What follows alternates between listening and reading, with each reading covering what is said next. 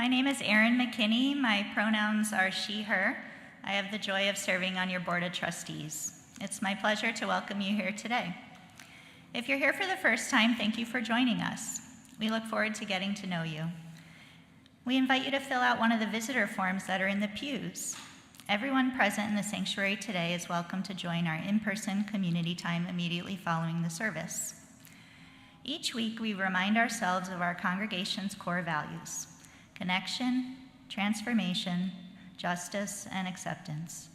Our mission is to embody these core values in our daily lives by welcoming all, inspiring compassion, nurturing wonder, and serving community. Nurturing wonder means we encourage and celebrate a sense of wonder within everyone. At Unity Temple, we create opportunities for spiritual deepening, questioning, and growth. In this time and place, it feels especially important to acknowledge that in this congregation, we celebrate all forms of gender identity and expression. We honor all people, whatever their citizenship or immigration status. All are welcome to the Oak Park Pride Picnic on Saturday, July 19 at Taylor Park from 11 to 2. Unity Temple's LGBTQ+ justice team will have a booth, and there will be food and fun for families, LGBTQIA+ people, and allies of all ages. We're so glad that you're with us here today. I invite those of you here in person to take a moment and greet one another.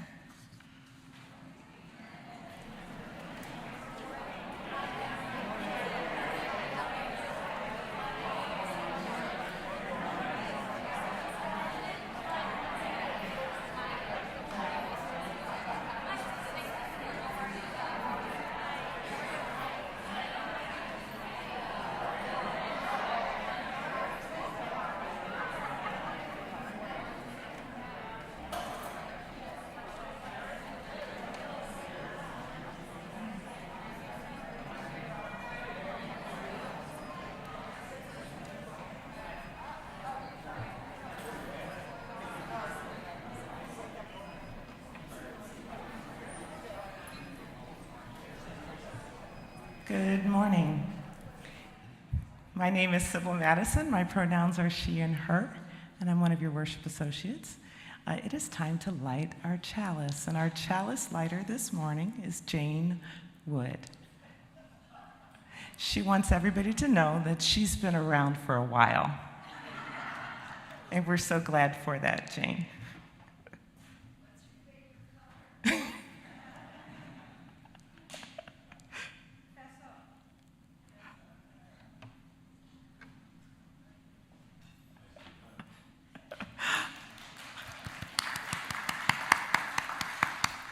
Okay, let's say the words of our chalice lighting together. We are Unitarian Universalists. This is the church of the open minds, the loving hearts, and the helping hands. We take care of planet Earth and each other.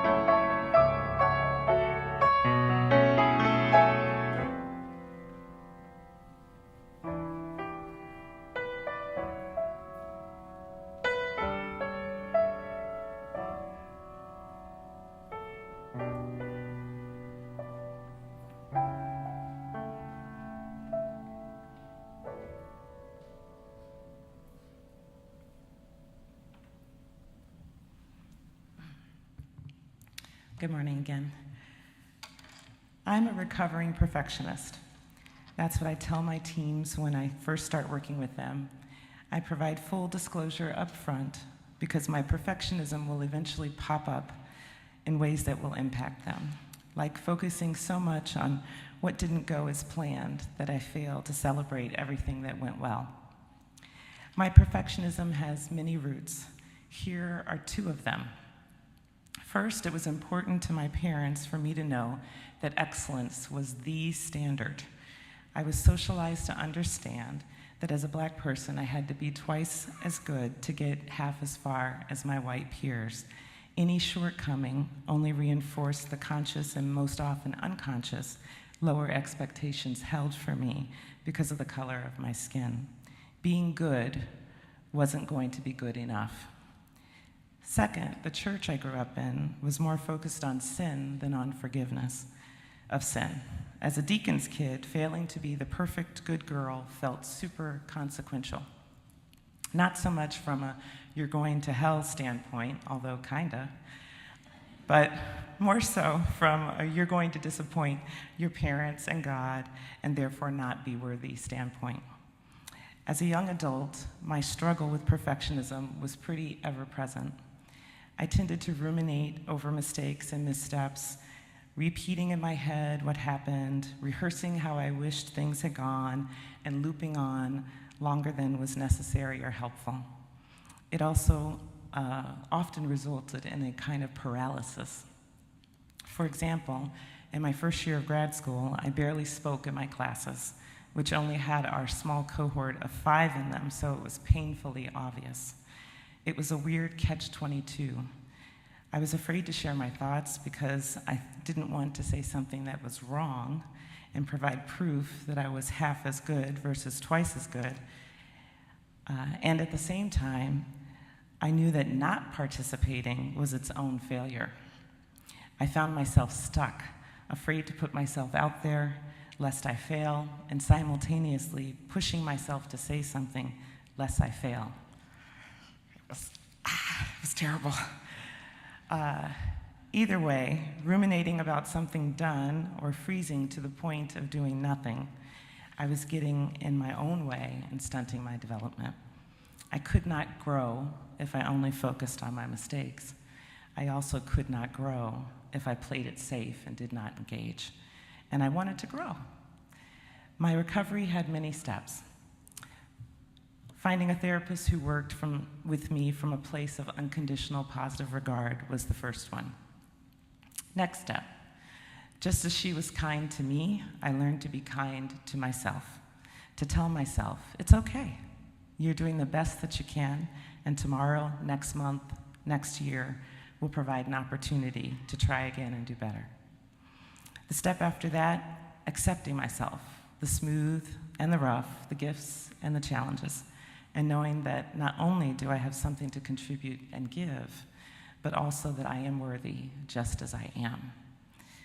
Next step, gratitude for the journey, for the highs and the lows, allowing the shoulda, coulda, woulda, but only taking one lap around that track before focusing on what I learned and will take with me moving forward.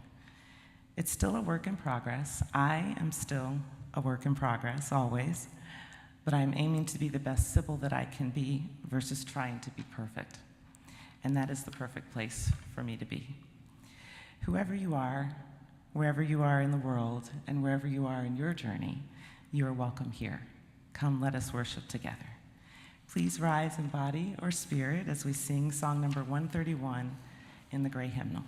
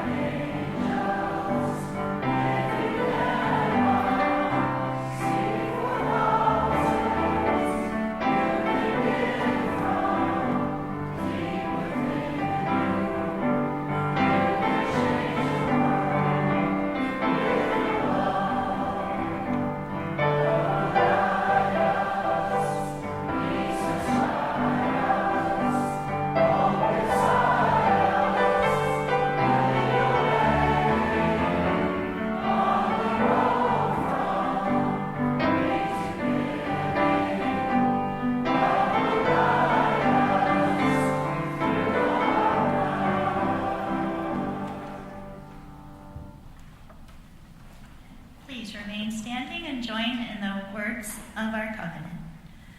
Love is the doctrine of this congregation. The quest for truth is its sacrament, and service is its prayer. To dwell together in peace, to seek knowledge in freedom, to serve humanity in fellowship, to the end that all souls shall grow into harmony with the divine. Thus do we covenant with each other and with God.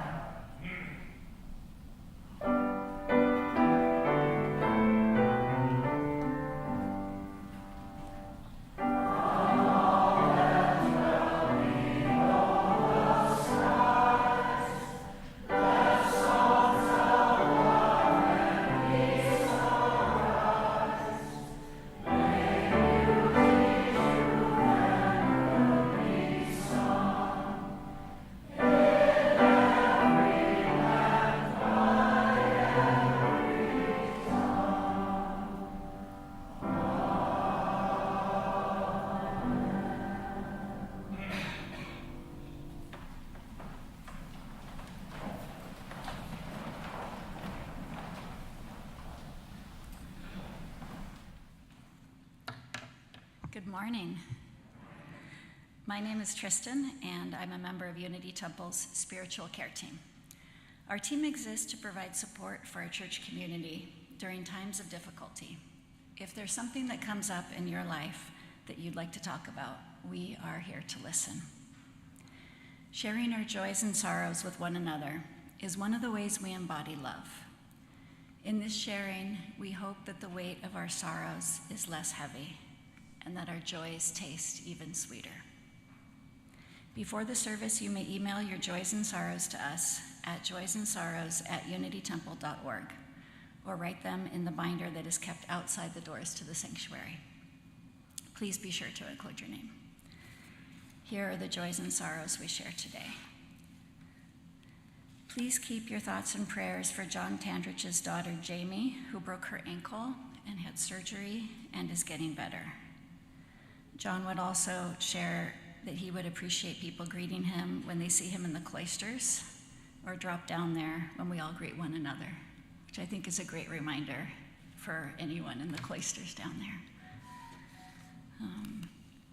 We know that our space today is filled with untold joys and sorrows. If anyone has a joy or sorrow on their mind, I invite you to come forward to silently drop a stone into the bowl of water. The water represents the community we create, and the stones represent the mingling of our joys and sorrows. They remind us how life is made up of both. As you come forward to one of the 4 stations around the sanctuary, please form lines along the side, and then you can return up the middle aisle. Let us begin.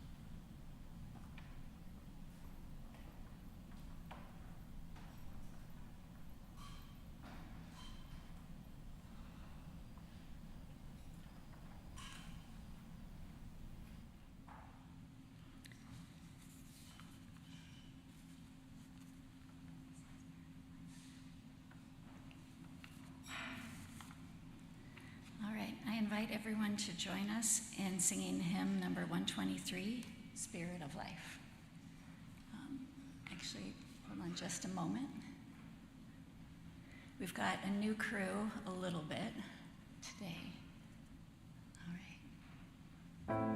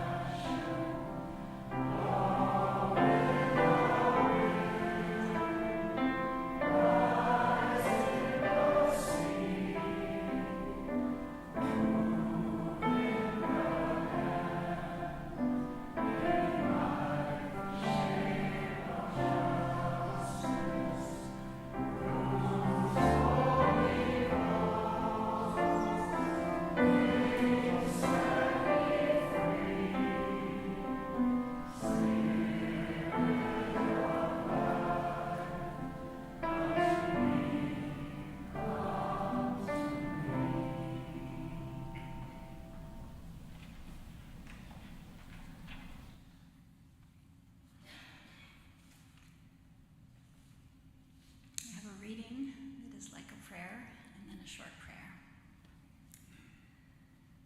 This is We Are Whole by Beth Lefevre. We are whole even in the broken places and even where it hurts. We are whole even in the broken places. The places where fear impedes our full engagement with life, where self-doubt corrupts self-love, where shame makes our faces hot and our souls cold. We are whole. Even in those places where perfectionism blunts the joy of full immersion into people, place, activity, where good enough does not reside except in our silent longings, where our gaps must be fast filled with substance, accomplishment, or frenzied activity, lest they gape open in disgust. We are whole where we would doubt our own goodness, richness, fullness, and depth, where we would doubt our own significance, our own profoundness. We are whole even in our fragility, even where we feel fragmented, alone, insubstantial, insufficient. We are whole, even as we are in process, even as we stumble, even as we pick ourselves up again, for we are whole. We are whole. Spirit of life, we are grateful for our lives, for our loved ones, our community, our world. We do not always feel worthy and whole. Give us courage in times of doubt, stand with us, and show us the richness of our own worth and the worth of every individual on our green earth. Amen.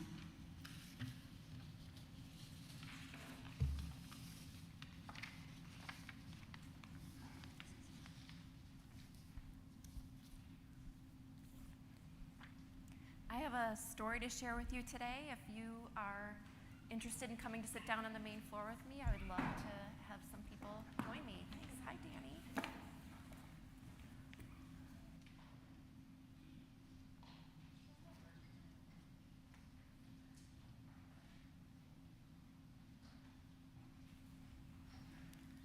I am happy to read extra loud, if that's helpful.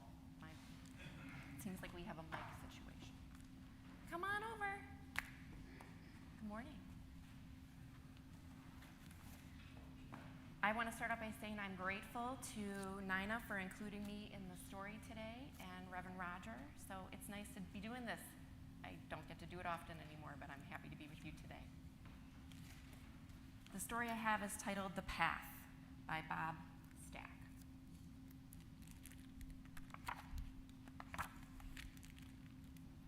You will walk. You will walk along a well-worn path that many others have taken before you.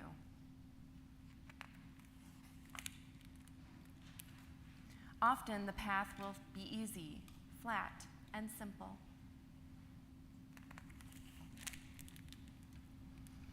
It may take you over gentle, grassy hills shaded by towering trees that sway in the breeze.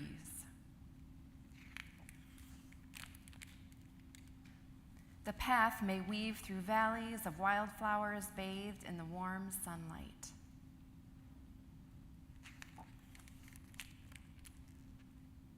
But sometimes it will become bumpy and difficult.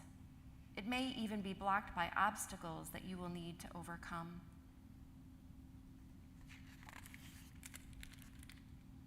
It may meander through dark, scary forests, shadowed in mystery and easy to become lost in.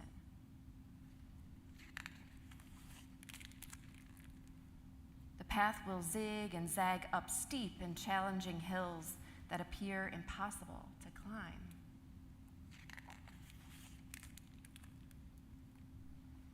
Then over violent, raging rivers, both terrifying and dangerous.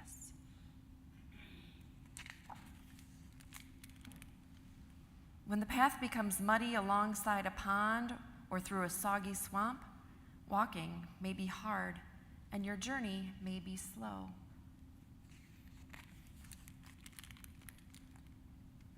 And when it leads into sunless, chilly caves, it may seem as if the path will simply end. It won't.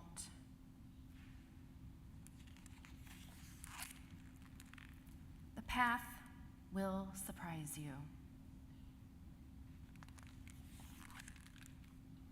As it splits into two different directions.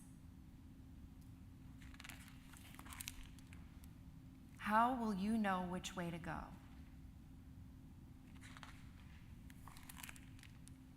You will know.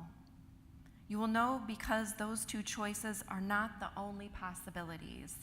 You will know because, like the others who have walked the path before you, you too will create your own path. The end. Let's head over to Unity House. We've got some beautifying Mother Earth activities to do.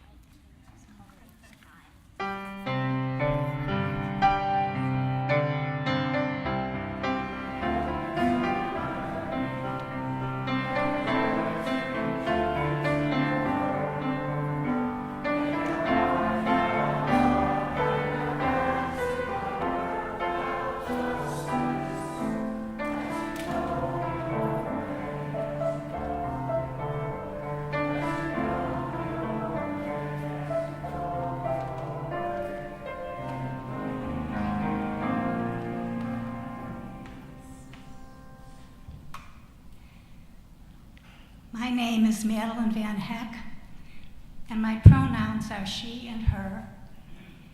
And another part of my identity that I don't usually share publicly is that I am a reluctant activist. 40 years ago, I took Unity Temple's Pathways to Membership class, but decided against joining. Why? Because of an insert in the order of service that described volunteer opportunities. And these causes were so worthwhile and so urgent, like they often use the word desperate, as in tutors desperately needed. And I knew that it would be very hard for me to say no, and I knew that I would feel so guilty when I did. So I slipped away. 15 years later, I did join Unity Temple. One of the people that kind of averts our gaze from the tables at coffee hour in case they're holding pleas, for our time. Then Reverend Scott Essang gave a sermon in which he urged us not to get involved with things out of guilt. Become engaged, he said, when you find the cause that you feel so passionate about that you want to give your time. For me, that cause was the tragedy of gun violence in our neighboring sister neighborhood of Austin, where I grew up. I I discovered that there were many places in the United States that had been able to reduce gun violence. But it took one essential ingredient, which was the police and the community having trust in one another. I didn't think that was possible in Chicago without major police reform. So I attended rallies at Daly Center and hearings at the Thompson Center with Rich Picorni and a group who was supporting the consent decree, which would require police reform in Chicago. I never left my house feeling I should be going to this. I wanted to go. Marcia Borders and I now lead Unity Temple's gun violence prevention team. Our team supports the Institute for Nonviolence Chicago. Some of you may remember that staff from the Institute presented at our pulpit last year. This year we're hosting an informal discussion of the work done by the Institute for Nonviolence Chicago after today's service. A leader at the Institute once said that he really hated it when people used the adjective intractable to describe the problem of gun violence, because intractable suggests nothing can be done. So why bother? Why try? Well, what can one person do? Author Malcolm Gladwell pointed out in his book Tipping Points that major changes can occur when a large enough number of people reaches a critical mass. Smoking in public places all but disappears, gay marriage becomes legalized, and a book becomes a bestseller through word of mouth. I believe that small steps like attending a discussion and simply telling a friend or another person what you learned there, showing that gun violence in Chicago is not intractable, is a step that people can take to lead to that tipping point. If you're drawn to the issue of gun violence, I hope you'll consider taking the one small step of joining our discussion today. Grab a cup of coffee, go upstairs in Unity House, and sit with us. Even if, like me, you are a reluctant activist. Thank you for listening.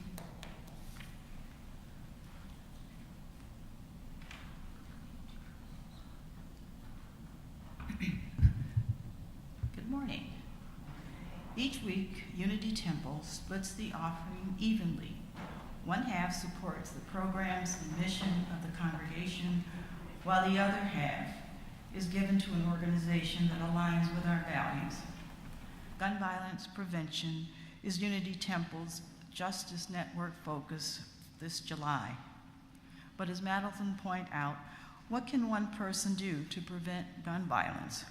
Well, we can support organizations like the Institute for Nonviolence Chicago, of which half of our offering is going today. We can tell other people about what the Institute does.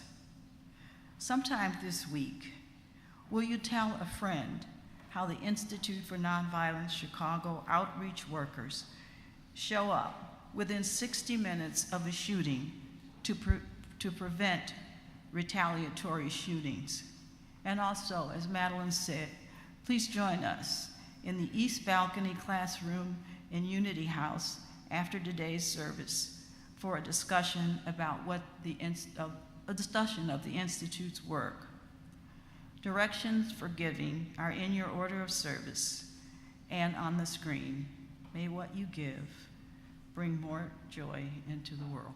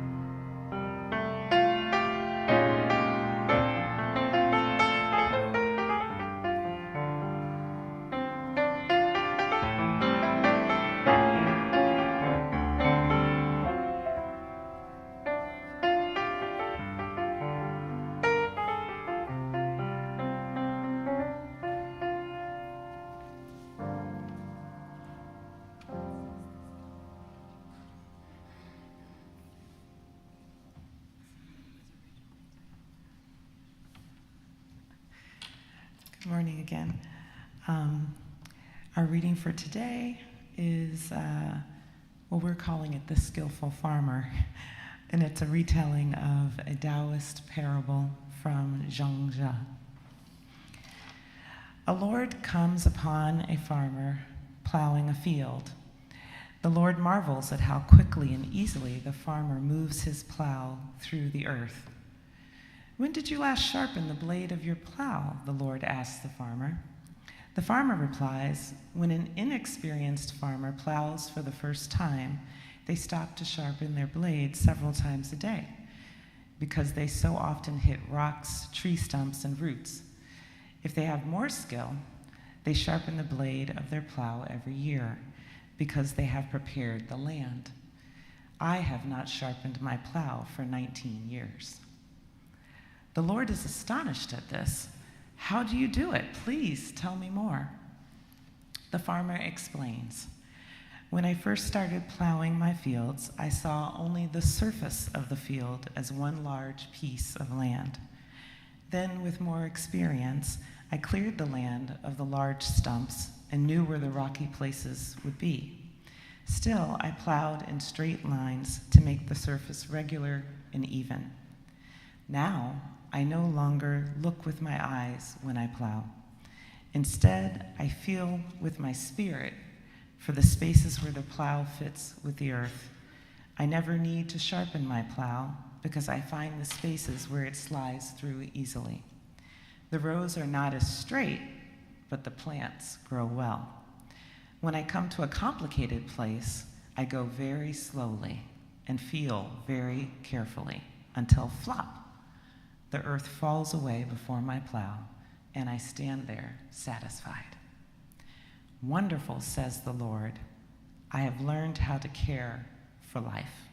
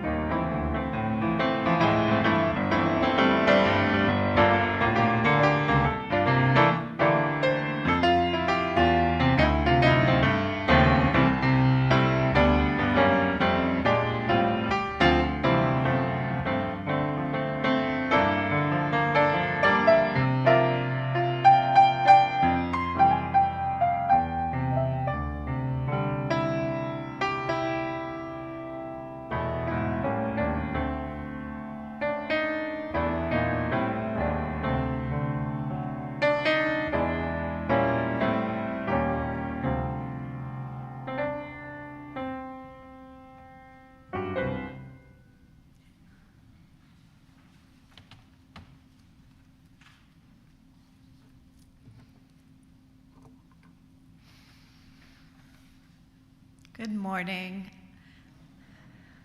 I'm Nina Brewer Davis. mostly know my own name. My pronouns are she and her.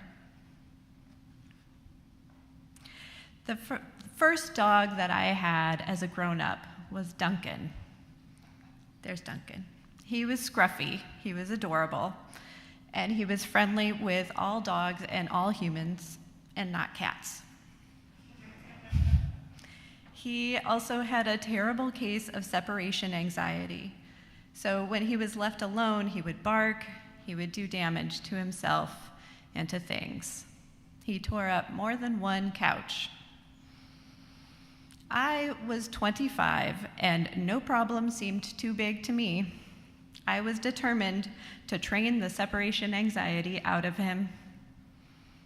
I would look up the training procedure, follow it perfectly, down to the smallest detail, and then the problem would be solved. Well, dogs don't work like that, it turns out. There is, in fact, a training procedure for helping to treat separation anxiety, but it does not work perfectly, especially when it is being implemented by an inexperienced 25-year-old. When we took the next step and consulted a professional trainer with the Humane Society, I was told that by following the instructions to the letter, I had been upsetting Duncan more because I was acting so strangely and artificially. Now I have to tell you, this made no sense to me whatsoever. I tried to modify some of what I did in the training, but it never really worked. We struggled with Duncan's separation anxiety throughout his life. This feedback did not make sense to me because I took this effortful approach to everything I did in my life. I was a perfectionist. For me, that represents a kind of striving, always pushing a little harder, finding ways to go a little further or do a little more. Sybil referenced earlier how her blackness meant constantly having to prove herself. And her sharing led me to reflect on how my whiteness relates to my perfectionism. My whiteness is a privilege that protected me from having to prove myself in the ways that Sybil described, while also contributing to my perfectionism in the sense that I believed the only thing standing between me and my dreams would be me. So anytime I fell short, it was my fault. Perfectionism is an approach to life that demands perfection of yourself and others. It turns out that perfectionism is often expressed as anxiety. The striving, the aiming to be better, to be closer to some idea of perfection is anxiousness. And at its root, this drive is based in a belief that we are not good enough as we are. Some people would say that perfectionism is not a bad thing. Just look at all the good it has done for the world. This kind of striving has led to beautiful things being made, important truths being discovered. But here's the problem. Perfectionism also leads to disconnection from yourself and others. In my attempts at training my dog, I was focused on the right way to do it, rather than on the living, breathing creature in front of me. In my attempts to better myself, I thought I needed to strive, and in doing so, I ignored another living, breathing creature, myself. It led to being overly critical of myself and also those around me, and especially those that I care about the most. Perfectionism puts the rules or the idea ahead of the individuals. When we put our ideas of a one right way to be ahead of those around us, we see others through the lenses of our standards. we're not able to approach others from a place of curiosity and openness. This makes racial and cultural differences harder to see or appreciate. As Tema Okun and others have written, perfectionism contributes to reinforcing racial divides. If we don't start with openness to individuals ahead of our ideas of what's right, then we don't have room for our differences. Saying that someone who came to this country through irregular means, for example, saying that they shouldn't be here because they didn't follow the rules, shuts down curiosity regarding the circumstances that led to that decision, or curiosity about the inadequacy of the immigration system at both ends. It ignores the individual for the sake of an idea about the rules. Perfectionism, which is seemingly a very internal and personal issue, right, then it has wider consequences. When we're stuck in the demand for perfection, rooted in a sense of not being good enough and expressed in rigid standards, this hurts our relationships with ourselves and others. Recovering from perfectionism is important not only for the greater sense of internal peace that it can bring, but also because it positions us to better notice the needs, hurts, and fears of others. And coming to that peace within, releasing the sense of not being good enough, living into the certainty of our own enoughness. It's essential spiritual work, and it is not separate from being of service to others. At a time when more and more people in our country are hurting, one thing that we can do, one step that we can take, is to get right with ourselves. Of course, that's not sufficient for righting the wrongs and healing the hurts. But what I'm saying is that the spiritual work is not a distraction or an indulgence. It makes us stronger and braver and more ready for an uncertain future. Inner work and outer work are not separate. So how do we go about the work of undoing perfectionism? Sybil called it recovery. The phrase that I used when I started on this path was anti-perfectionist. I started a personal campaign of anti-perfectionism a few years ago when I left an academic career in philosophy. At first, I went at this rather aggressively. I aggressively did not worry about the grammar in my emails and texts. I aggressively avoided using the word perfect, even when it came to saying things like, "The weather's really perfect today." Slowly, I realized I needed to be a little less aggressive, a little less maybe perfect about being imperfect. It's been a spiritual journey to look for a path of not striving, where that includes finding ways to not strive toward not striving. So it's a lot of letting go, especially of my expectations of myself. It might seem like giving up perfectionism means giving up, period. If we let go, if we stop striving, maybe we will fall. If we accept that we are good enough, maybe we won't move forward. I mean, it still matters that people make things that are delicious and beautiful, that they articulate truths, and they go the extra steps to create spaces that surprise and delight. The status quo cannot be the place that we stop. So if we let go of our ideas about what's right, what does it mean to really live? And how do we move toward it without the effortful striving of perfectionism? Well, Aristotle wrote that moral excellence is not an extreme. By moral excellence, he means just living fully and well. He specifically separates this from intellectualism or book learning.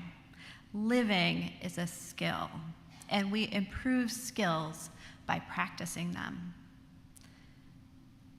Also, living fully and well is not an extreme. It is instead finding the right balance between extremes. For Aristotle, being courageous is somewhere between timid and foolhardy. Being generous is somewhere between being selfish and giving away so much of yourself that you have nothing left. And this is really interesting in light of these questions about perfectionism. If living fully and well is not found in the extremes, and the idea of perfection is an extreme, then living fully and well cannot be found in perfection. The Taoist story of the farmer that Sybil read earlier, originally it was the butcher, and that's it's a lot. So we adapted it to a farmer. But you can just use your imagination. I really like this story. I think it contains several great lessons about how to cultivate the skill of living without demanding perfection. Developing a skill takes time and patience. The new farmer has to practice to become better at plowing. It's something that must be learned through living and through making mistakes. This part can't be skipped over. So it's best to simply acknowledge that we must live through that part of life. We will move forward when we give patience and attention to what we're doing. Striving harder will not make skillful action come faster or better. Skillful action goes beyond effort and attention in the way that the farmer goes beyond the use of his eyes. He says he uses his spirit to feel his way through. So he gives his attention to the object he is working with, rather than his idea of how the job should be done.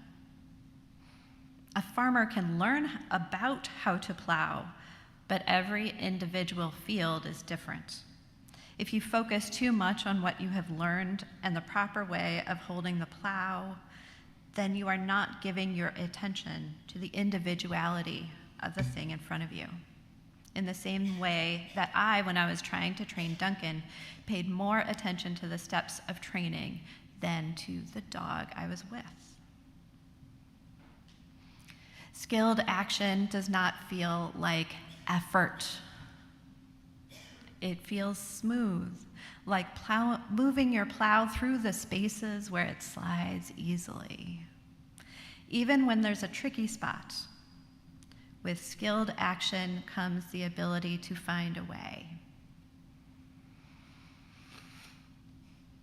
When the situation is complicated, you slow down.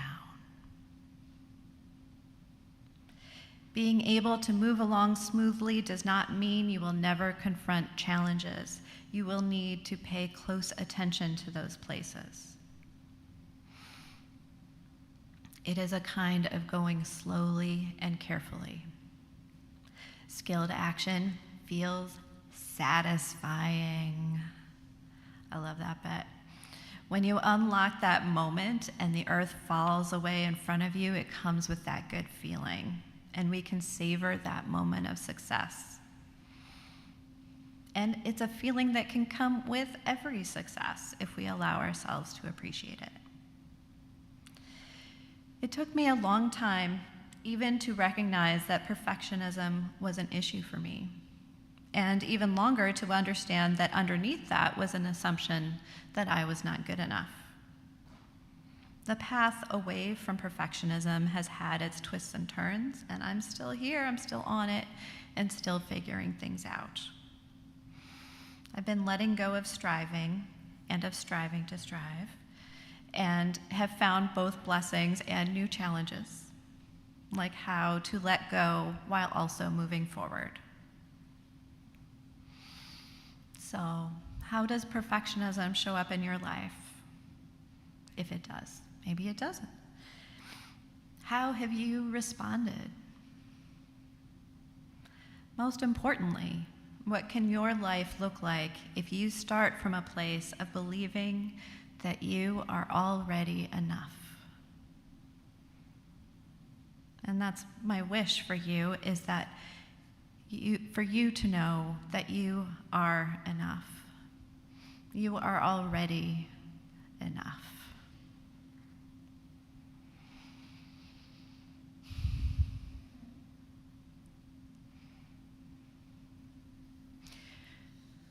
Please rise, embody your spirit, and join us in singing Wo Ya Ya. The lyrics will be on the screen.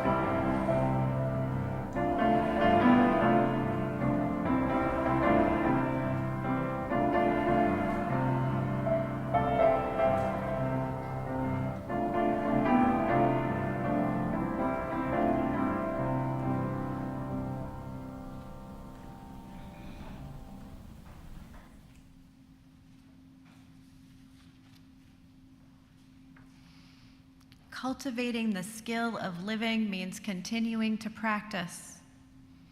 When you get to the complicated parts, slow down and feel your way through. And know always that you are enough. You are already enough. Please join me in the words of our chalice extinguishing. Carry the flame of peace and love until we meet again.